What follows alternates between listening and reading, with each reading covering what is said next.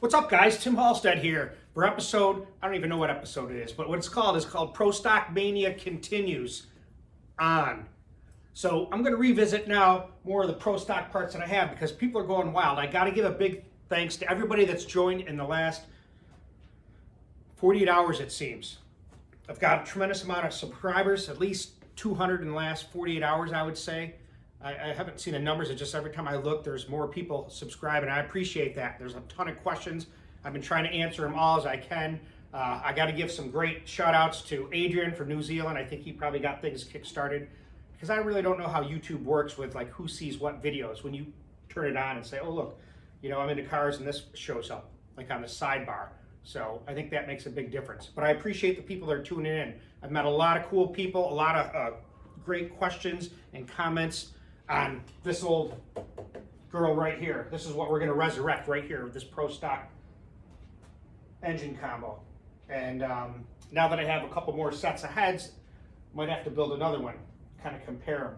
But I'm just very grateful for everybody that hooked me up. I'll kind of give you an update on something I learned from a guy named Lloyd Champion. Now the cylinder heads on here are CHA 729, and then they have a 1 on them. Each head is marked the same, and I was told that they were Cylinder Heads of America, but I did see some information on it someone had sent me, so I don't know if they're those. Lloyd Champion had a cylinder head shop called Champs Competition Engineering. Lloyd Champion told me that his company had done over 30 sets of Pro Stock heads, both Cleveland 4V and 2V. Putting the plates on them, he said they would epoxy them, sometimes with 3M material. He said they also, any bowl work was always brazed. And he said there was a guy there that was wicked. He used to heat the heads up to some hot temperature and he'd use an aerospace alloy welding rod that was made just for him. And all their work has brazed bowls in it, just like the ones I have and just like these. And what we're gonna do today is I'm gonna kind of give you a more in-depth look because you see all this stuff in pictures, but until you can get up close and stuff, and I'll pull the plates off and you can see how they go on. That's the stuff that's kind of cool, and you don't see that every day. And we'll pull this intake off because a lot of people have been commenting on the whole situation. It's actually kind of getting overwhelming at first because I didn't think there'd be such a great interest in Pro Stock stuff. But so many people I've met that their uncle was a friend of Earl Wade, and he worked with Earl Wade. I can't remember your name, I'm sorry. I'll look it up and we'll mention a bunch of thank yous to everybody that's given me comments. People that have worked with Glidden, helping to rebuild clutches and transmissions and other work with him, commented on stuff. And let's get moving. Let's tear it down and get a better inside look on the Cleveland Pro Stock 4V head. We all know why they put the port plates on.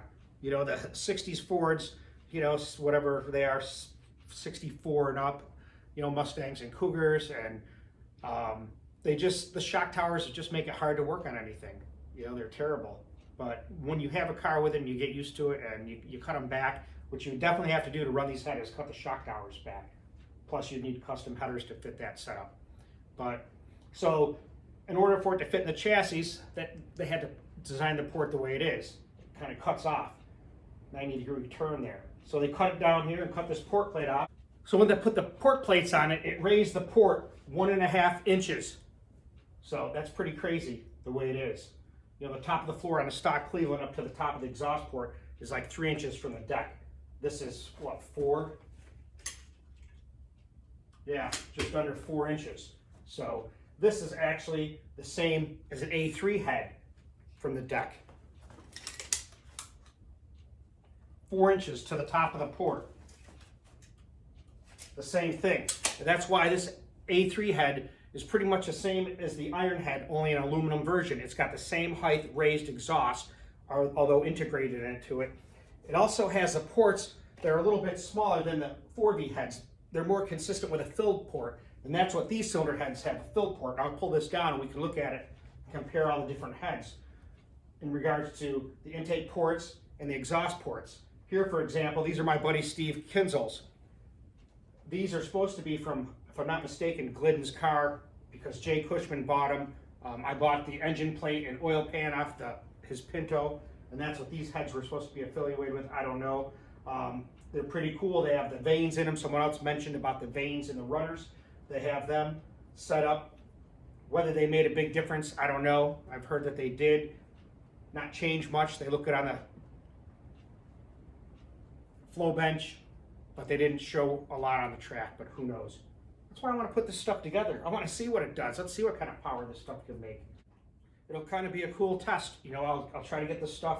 Obviously, it's not going to be done in 2 weeks. This is going to take me probably a year to do or more, you know, but I'm just going to keep pounding along. This motor's been sitting here 6 months. I should get it done, but I do want to get it done and get it dynoed. This is going to be like the pivotal part of, if this works out and does what I think it's going to do, it's going to be starting this whole ball rolling.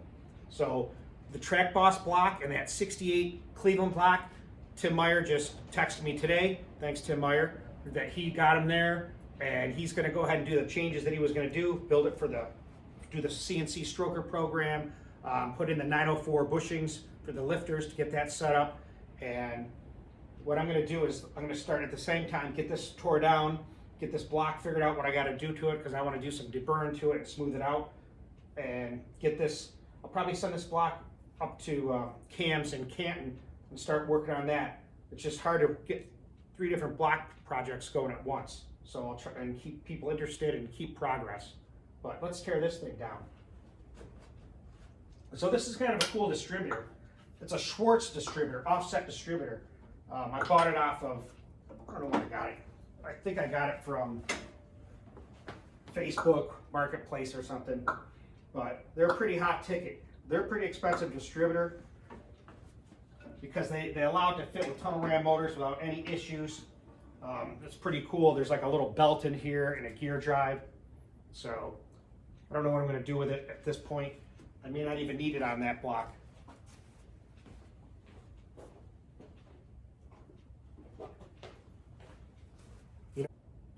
I thought about running the old Excel stuff that you would see, and then the cable drive distributor.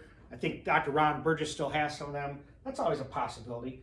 And that's the thing with this Pro Stock build. What I want to do is I want to make it period correct, so to speak. But I want good internals, you know, titanium valves. I want great valve train. I'm going to put in probably, I'm not going to use the stock valve train. I'll probably put in either Yellow Terra, or I'll use, or maybe a shaft setup from T&D, you know.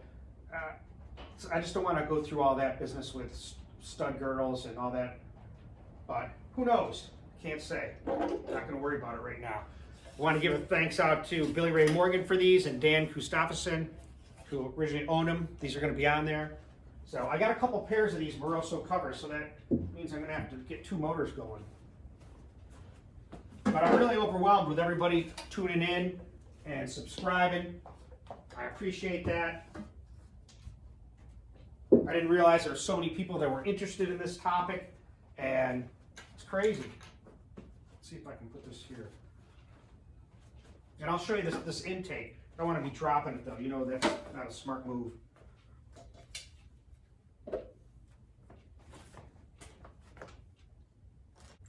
You don't want to drop that thing. It's irreplaceable.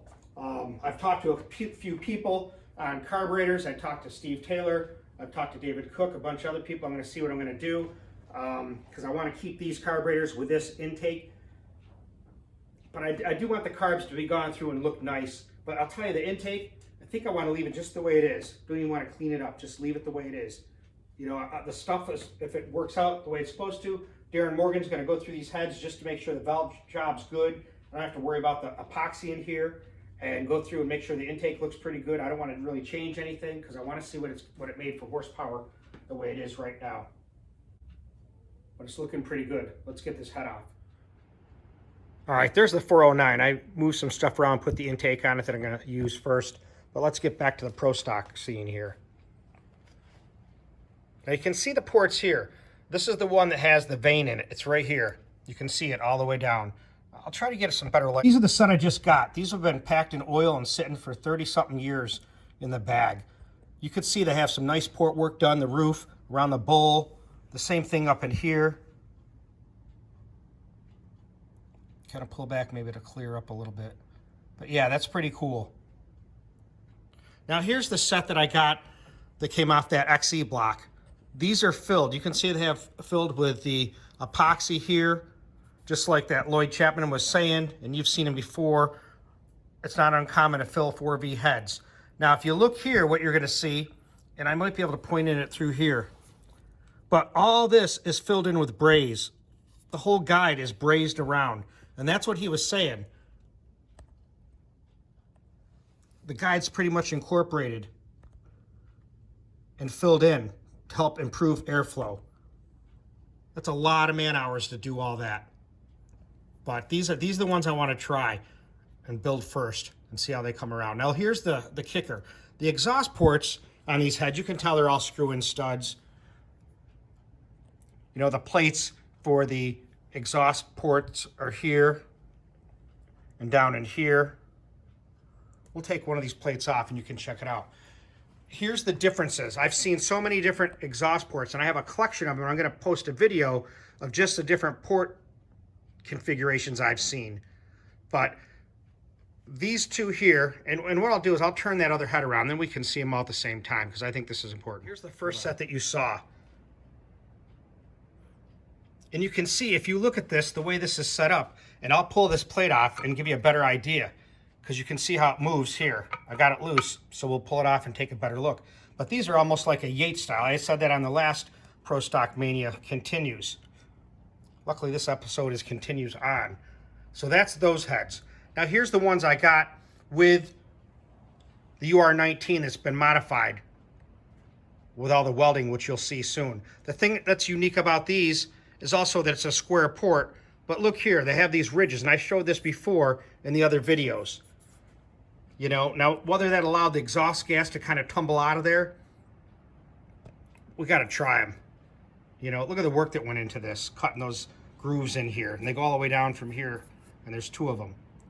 So the other thing about the exhaust ports on these heads here is they're round. They're like an A3 head. And you can see right down in there, man, these here flow well too. Look at that. Let's look at these, see if we can get some good air there. Now this head's blocking it, but they got great straight through.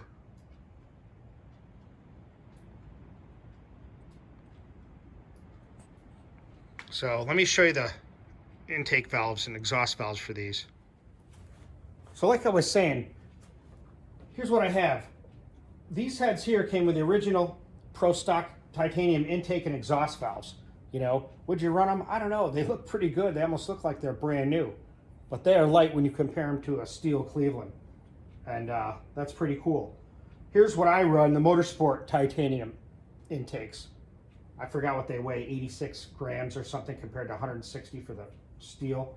And then the exhaust valve for me, these are Motorsport exhaust valves from back in the day, from the Motorsport catalog, brand new. And these, you can compare them. The stems are much different, a little bit thicker here, but a little bit different configuration. You know, and then you have the regular, I think this is a Ferrera steel valve. So there's a big weight difference on that. So you saw the heads. Let's move these valves out of here and bring these heads in and take a peek at them. So like I was saying earlier about these carburetors, getting them rebuilt. So I have these pair. They're the Holley 6464. Now these are the ones that all match set, and that's what I'm going to put together on the first block for the Pro Stock, which is going to be based on that XE block that I have. Now the second set here I have, here's another UR19 that's not modified, that's stock. But these are 6464s, but they have the large like velocity stacks on them. They're pretty darn cool. I got those from my friend Blake Livingston with the E. So we're gonna get those carbs fixed up too. I wanna have two sets so I can have two different motors.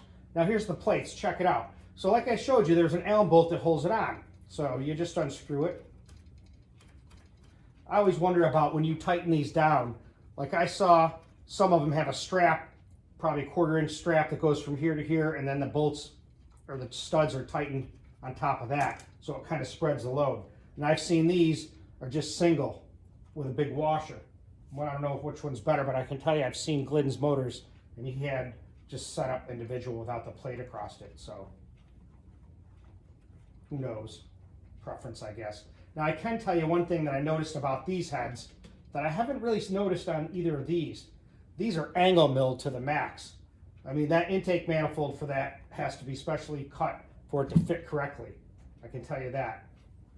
When I put it on there and mocked it up, you could see, and you could see the difference on here, where the 4 is. And I showed that on one of my other videos. But here's the plate. So here's the plate, what it looks like. It's pretty nice the way they have it cut out in here and fabricated. And you can see they cut right through the bolt holes, perfect. And that's what I've seen on some heads, like this one here. When they cut it and this port lines up, it seems to have this corner go right in that bolt hole. And that really kind of locks it in. This one's the same way. I have seen them that are not cut that perfect. And there you go. You know, the question is, how do they seal with exhaust leaks? I suspect it's always going to be a little bit of a battle sometimes with sealing it for the exhaust leak here. But you got to take the good with the bad, and with today's sealing technologies, I bet you can get away with some orange sealer or some type of sealer and you'd be golden with it. I bet you it's not even going to be an issue. But it's pretty cool, and this plate is numbered to match this head.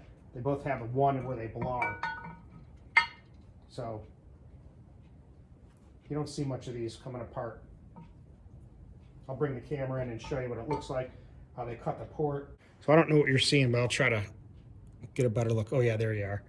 So you can see there's the bolt holes they cut down with a mill. Bam, bam. 90-degree angle. Right at the bottom of that floor, they eliminated that whole thing. That's the short turn of the exhaust. Now they say they added about 20 horsepower. I forgot. I heard 20 horsepower at like 8 or 9 grand or something. I don't know. You know it's going to make a big difference.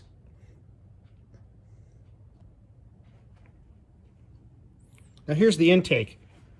I'll get you a good look at this. And I can't tell what you're seeing, so I'm going to have to look at the tape after, the video after. Maybe redo this. But you could see how much welding is done here. It's crazy, man. I like how they cut this out, like, to help it cool, like, you know, modern day type intakes. This whole panel, this whole top, this is the thing. This whole top here was taken off, turned around backwards, and put on this intake. So this part of the plenum is on backwards from the way it came from the factory. And you can tell that by looking at these little tiny nubs that were for like linkage or something. I'll show you. Here they are here. You can see them up here. These guys right here. They're on opposite sides on the intake. Just take my word for it. You can see them back here. So that top was turned around because if you look at this, it's my new Taurus. If you look at this, that fuel, when it comes down, has to go way out here, then kind of turn a corner, and that just cuts down the velocity. You want it straight, and that's what they did, is cut this off. Look how, and this one's more flat, and they needed distributor clearance, and that's one of the reasons they did this. 1, for distributor clearance here, and 2, to eliminate that dead space so that when that fuel's coming down, it's going down straight, atomized into the ports. The same here. They straighten these runners off. We can take these carbs off and look down, but I already had some pictures. I'll probably just put those up. But the handiwork here is crazy. Hours. And like I said, I'll put up the pictures of the intake that I took before because it's got a lot of epoxy work inside to help streamline it. So we want to get these back up and running. This will be pretty cool. So there you have it. The induction system for a Pro Stock Cleveland, mid-70s era. So I can't wait to get this stuff done. Like I said, I'm pumped on getting progress with things, but I got a lot of things going on, and you know how if you're doing too many things at once, nothing gets done. So I'm trying to get it done in an efficient manner. But I'm glad you guys are into this scene and that you enjoy looking at these parts, and I want to bring them to life. I mean, just think about it. Imagine this thing back running. You know, you've seen videos before of them running, but to see one in today's technology, I got to talk with Tom Molnar, who's probably going to do the crankshaft stuff and rods for these. Not sure about pistons, but that's just a thing I got to get moving on in progression. So I'm glad you guys stopped by. I enjoy that when people like to talk to me. It's like they're sitting in a garage and we're sitting bench racing. I like that. That's nice to know. that I come across so you can understand what I'm saying. So check that out. This thing is looking pumping with that Scott Cook intake, that 409, man. This thing, let me show you. You probably saw it again, but I don't know. I got to get this done. So right there, before I had the heads ported, that thing was making 752 at 7,600. So now it's flowing close to 400 CFM. I think we can do some work with that. I think I got my 950. What's up, Iz? Nothing. What are you doing? Just finishing up a video on Pro Stock Mania Continues. Oh, did I miss it? You did miss it. I just kind of want to make a quick video. I had like over 200 subscribers today, and I just wanted to kind of bring this stuff out so they can see what we're doing, because you just don't see this stuff all the time. So you got to get in the next couple of videos. Sure. All right. But listen. That video of Elena went out. Oh, it's going high, man. Viral. That's where a lot of people are coming from. Yeah. You know, it's a good video, and a lot of people subscribing and liking it and making it move on. So listen, stay tuned like I always say. Push the like button. And subscribe. There it is. Until next time.